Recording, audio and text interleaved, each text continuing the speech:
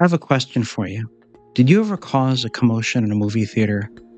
I almost did my junior year in college in Washington, D.C. I was watching the movie Excalibur, fanciful retelling of the Arthur legend. Fair warning, not entirely family friendly. And at one point, the young Arthur, wielding Excalibur in his hand, jumps up onto a horse and says, "Any man who would be a knight and follow a king, follow me."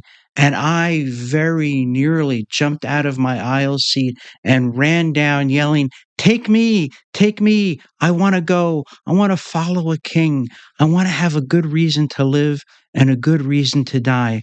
The ordinariness of it all is just killing me. Now, fortunately, I didn't do that then, but a few years later, I did something even more significant. Stay with me, I've got a story to tell. Hi, I'm Jesuit Father Robert McTeigue, host every day in the Catholic Current, coming to you via the Station of the Cross Catholic Media Network. Let's take a closer look. Glad you're here.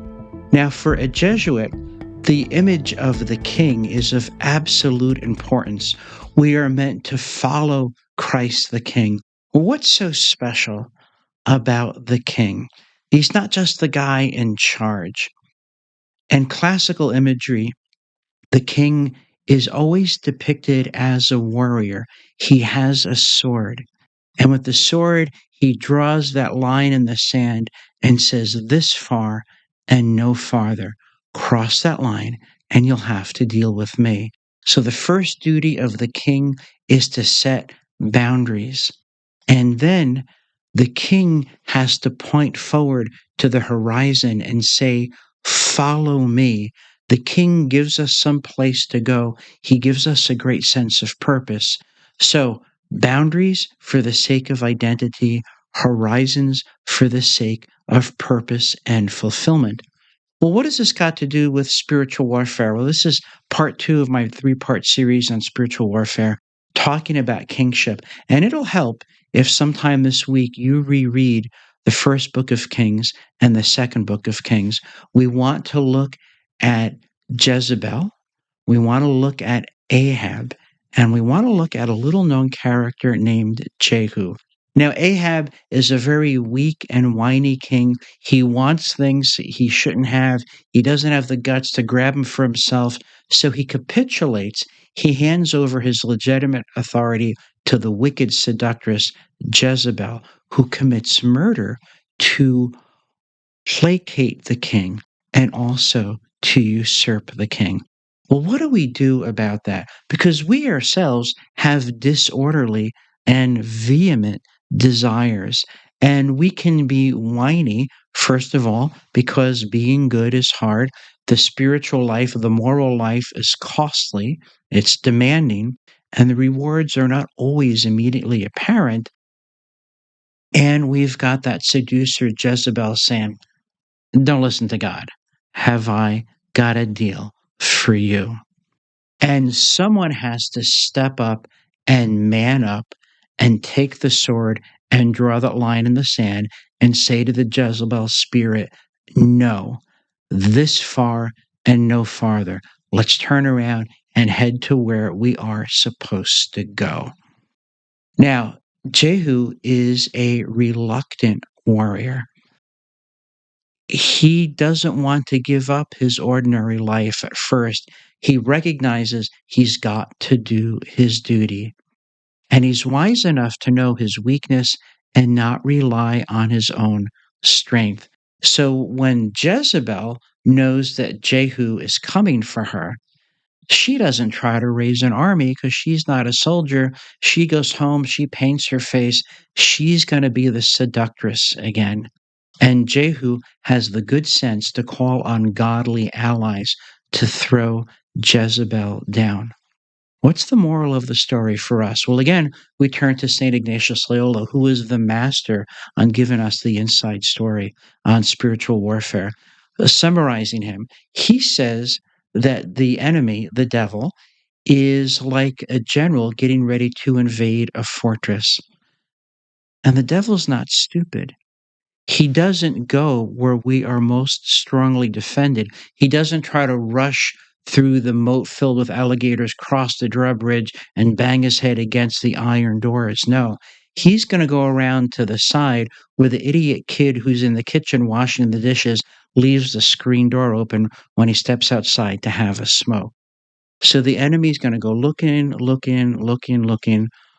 for the weak spot, looking for the place where we're in denial, looking for the place where we don't want to do the work to man the walls and guard our gates. And it's there in the weak spot that the enemy will begin to invade. Well, what's the lesson for us? We have to admit that we have some natural strengths. Things that might tempt me might not tempt you, and vice versa.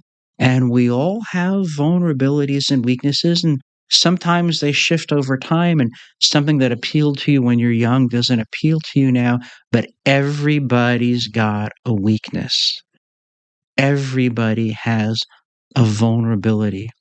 And everybody needs to have the good sense to not fight the battle by themselves. So we call upon our intercessors, our guardian angel, the entire company of heaven, including Our Lady and all our saintly intercessors.